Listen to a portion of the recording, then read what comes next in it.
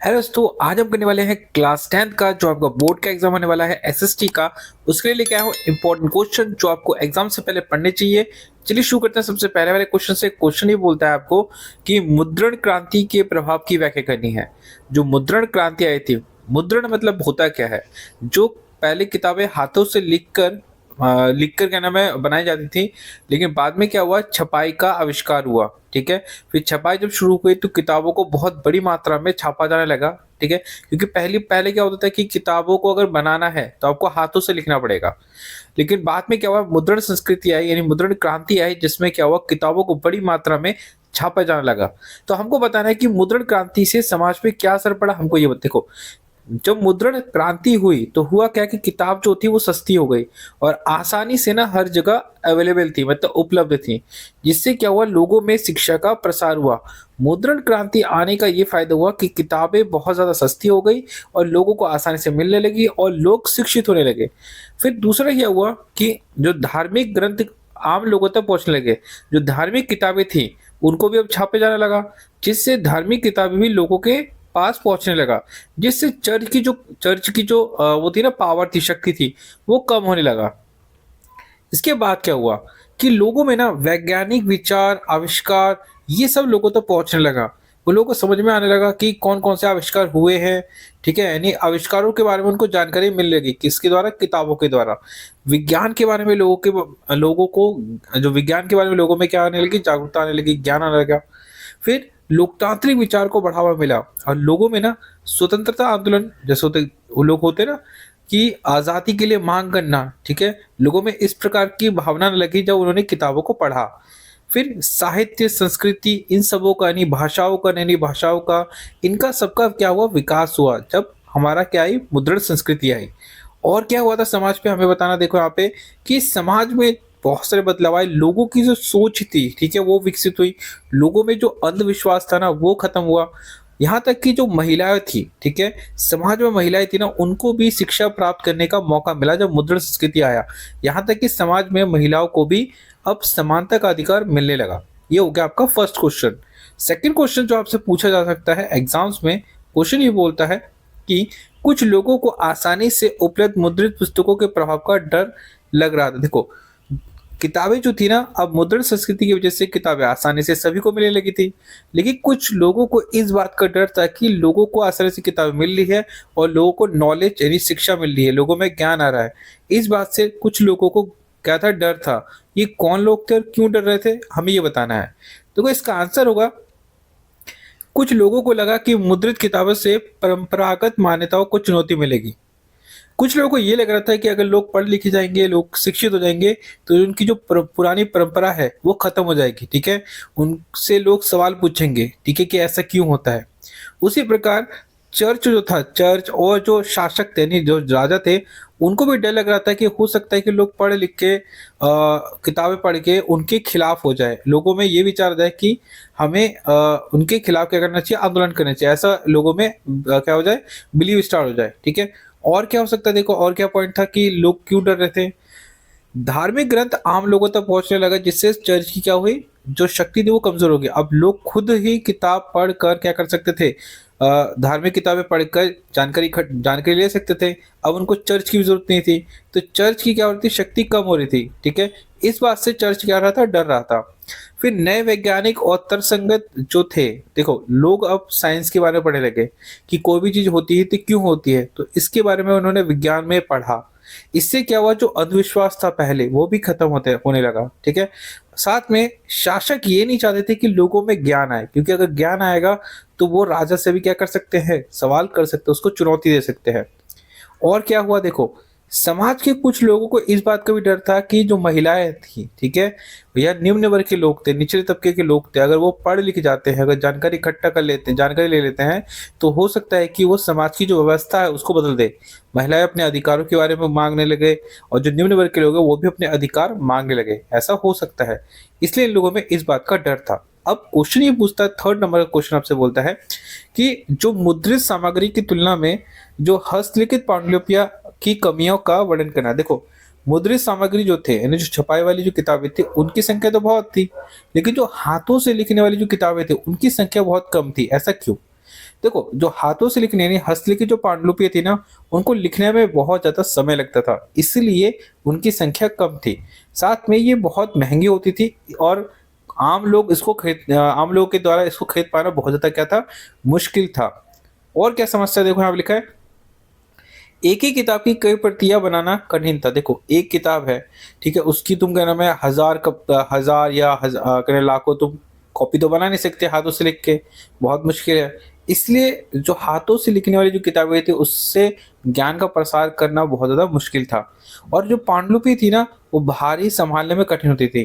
देखो जो हाथों से लिखने वाली किताबें थी उसको पुरानी किताबों से देखकर लिखना बहुत मुश्किल था, क्योंकि जो ओरिजिनल जो किताब होती थी वो बहुत भारी होती थी और उसमें से देख देख के लिखने में बहुत ज़्यादा समय लगता था।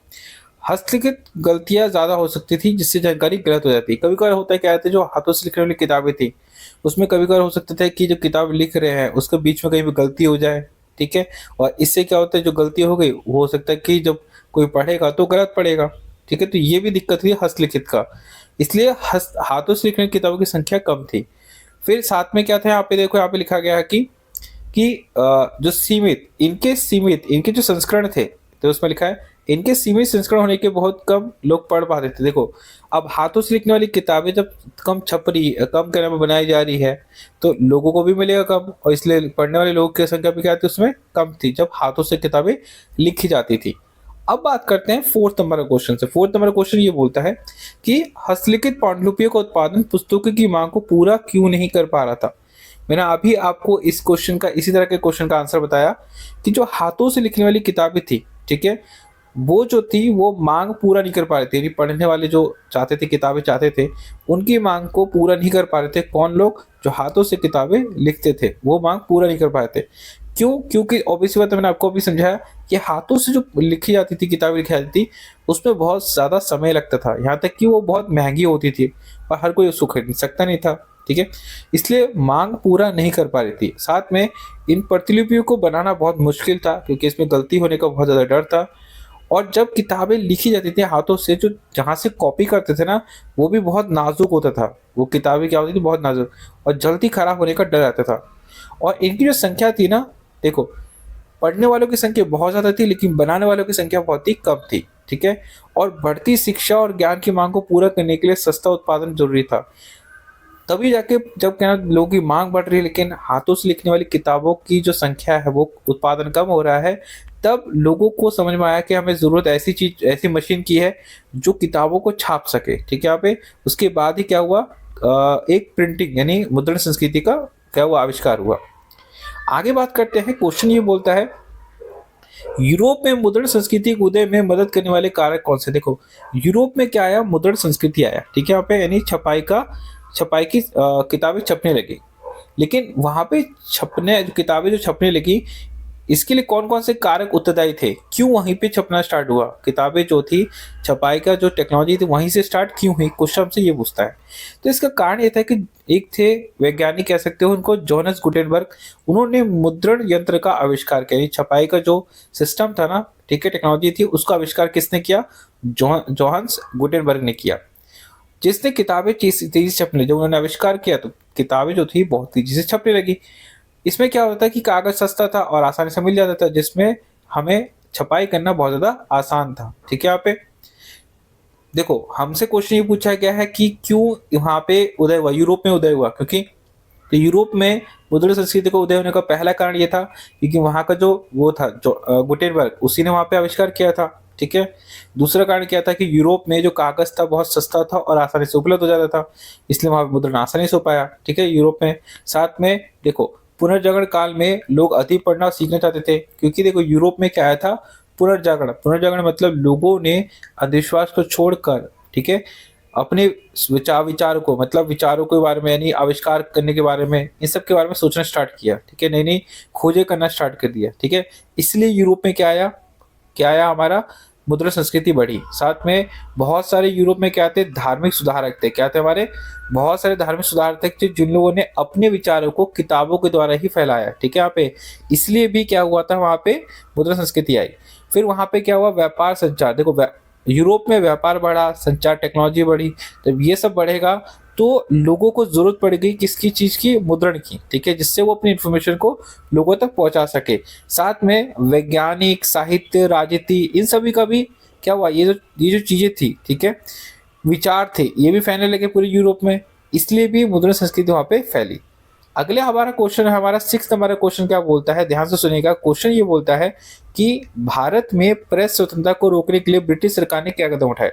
भारत में प्रेस मतलब अखबार जो छापते हैं ना, वो उसको रोकने के लिए ब्रिटिश सरकार ने क्या किया। तो ब्रिटिश सरकार ने सबसे पहले क्या किया, देखो, एक दिन 1799 में वॉरेन हेस्टिंग ने प्रेस पर सेंसरशिप लगा दी। सेंसरशिप मतलब जब तक सरकार जो होती है ना बोलेगी नहीं तब तक कुछ छपेगा नहीं, मतलब वो जो चाहेगी वही छपेगा और कुछ छप नहीं सकता, ठीक है। तो सरकार के खिलाफ कुछ छाप नहीं सकते, ये था सेंसरशिप।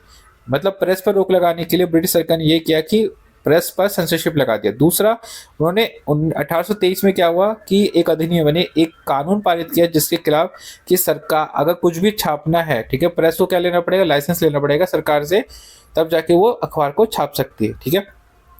साथ में और क्या किया था, देखो यहाँ पे 1835 की बात है, ठीक है, एक अधिनियम लेके आया, कानून लेके आया कि सरकार के खिलाफ कुछ भी छापने से प्रेस को रोक दिया गया।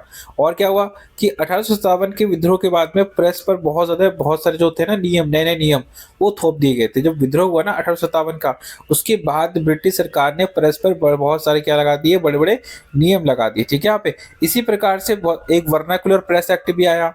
वर्नाकुलर प्रेस एक्ट क्या था कि जो सरकार थी ना, वो प्रेस के कामकाजों पे कड़ी नजर रखती थी कि वो कहीं हमारे खिलाफ कुछ लिख तो नहीं रही है। अगर लिखती थी तो वो क्या करती थी, उसके पूरे प्रेस को कहना कब्जे में ले लिया जाता था, ठीक है यहाँ पे। और दूसरी बात है कि वहाँ पे अखबार पे जो होता है ना, अगर मान लो कोई खिलाफ में लिख रहा है, कोई भी प्रेस का संपादक सरकार के खिलाफ लिख रहा है तो उसको गिरफ्तार कर लेते थे, ठीक है यहाँ पे। इसके बाद देखो हमसे क्वेश्चन पूछा गया है। क्वेश्चन ये बोलता है कि बताओ भारतीय महिलाओं पर मुद्रण संस्कृति का क्या प्रभाव पड़ा। देखो भारतीय महिलाओं पर मुद्रण संस्कृति का असर पड़ा। देखो पहला हुआ फायदा कि जब मुद्रण संस्कृति आई, इससे महिलाओं की शिक्षा बढ़ी, महिलाओं को शिक्षा प्राप्त करने का मौका मिला, उनके लिए किताबें छपने लगी, उनके लिए पुस्तकें छपने लगी। जब मुद्रण संस्कृति आई तो अब महिलाओं के लिए भी पुस्तकें छपने लगी। साथ में महिलाएं अब खुद लिखना पढ़ना उन्होंने शुरू कर दिया, जिससे समाज में ना उनकी आवाज, अब वो भी कहना मैं अपनी हक के लिए आवाज उठाने लगी जब मुद्रण संस्कृति आई, क्योंकि वो पढ़ने लगी थी, ठीक है। उसी प्रकार जो हमारे समाज सुधारक जैसे राजा राममोहन राय, ईश्वर चंद्र विद्यासागर, इन लोगों ने भी महिलाओं की शिक्षा के लिए बहुत सारे काम किए जब मुद्रण संस्कृति आई। और क्या हुआ कि स्त्री शिक्षा, बंग महिला, ठीक है, इस तरह की बहुत सारे मैगजीन जो होते हैं ना, पत्रिकाएं, वो छपने लगी जिसमें शिक्षा के, महिलाओं की शिक्षा के बारे में बात होने लगी। फिर बेगम रुकैया जैसी सुल्ताना का सपना नामक बहुत सारी किताबें छापी गई जिसमें महिलाओं के स्वतंत्रता के बारे में बात की गई, उनकी आज़ादी के बारे में बात की गई, ठीक है यहाँ पे। फिर देखो साथ में कह रहा है जो जाति परंपरा के कारण महिलाओं की जो शिक्षा को देखते ना कि इस जाति के लोग महिलाओं को नहीं पढ़ाएंगे, इस जाति के लोग नहीं पढ़ाएंगे, तो इस तरह की जो बातें थी ना, ठीक है यहाँ पे, ये बातें भी खत्म होने लगी जब मुद्रा संस्कृति आई, क्योंकि लोगों ने पढ़ना शुरू किया, लोगों को समझ में आया कि नहीं ये सब गलत बात है, ये सारी परंपरा जो गलत है कि लड़कियों को भी मिलना चाहिए, मौका मिलना चाहिए, तब जाके लोगों को समझ में आया, ठीक है यहाँ पे। अब बात करते हैं 8वां नंबर क्वेश्चन क्या बोलता है। 8वां नंबर क्वेश्चन ये बोलता है कि मुद्रण संस्कृति ने भारत में राष्ट्रवाद को बढ़ावा देने के लिए किस प्रकार योगदान दिया। जो मुद्रण संस्कृति आया भारत में तो राष्ट्रवाद को बढ़ावा कैसे मिला। तो देखो राष्ट्रवाद को यानी देशभक्ति को बढ़ावा कैसे मिला, तो अखबार और जो पत्रिकाएं होती थी, मैगजीन्स होती थी, उसमें ना क्या होता था कि जो होते ना, जो स्वतंत्र सेनानी है, जो देश के लिए लड़ रहे हैं, उनके बारे में लिखा जाता था। जैसे गांधी जी हो गए, शहीद भगत सिंह हो गए, सुभाष चंद्र बोस जी हो गए, ठीक है, यहाँ पे लाला लाजपत राय हो गए, इस तरह के जो बड़े बड़े स्वतंत्र सेनानी थे ना, उनके बारे में अखबारों में और पत्रिकाओं में छापा जाने लगा, जिससे लोगों में क्या हुआ, देशभक्ति आई। तो ये छपना, जब मुद्रा संस्कृति आई तभी तो हो पाया कि लोगों तक जानकारी पहुंची। उसी प्रकार राष्ट्रवादी नेताओं की जो विचार थे वो भी आज उन्हीं के जो विचार थे, जो बड़े बड़े राजनीतिक नेता थे ना, जो राष्ट्रवादी नेता थे, जो देश के लिए लड़ रहे थे, या कोई भी घटना जो घट रही थी ना भारत के अंदर में, या सरकार जो ब्रिटिश सरकार जो अत्याचार कर रही थी, उस सब के बारे में अखबार में छपने लगा, ठीक है। मुद्रण संस्कृति की वजह से ही छपने लगा। और जब लोगों ने ये जाना तो लोगों में राष्ट्रवाद की भावना जगी कि हम पे कितना ज्यादा अत्याचार हो रहा है, ठीक है यहाँ पे। और उस वजह से बाल गंगाधर तिलक थे कि केसरी, मराठा, ऐसे बहुत सारे अखबार थे जिसमें भी लोगों को जानकारी मिली और लोगों में देशभक्ति की वो भावना जगी, ठीक है यहाँ पे। तो मैंने आपको बता दिए कुछ पॉइंट्स, इसमें से आप पढ़ सकते, जैसे राष्ट्रीय आंदोलन हो गया, ठीक है यहाँ पे, होते हैं ना बहुत सारे आंदोलन गांधी जी ने चलाए थे, उन आंदोलन के बारे में जानकारी भी लोगों को मुद्रा संस्कृति की वजह से ही पता चलने लगा।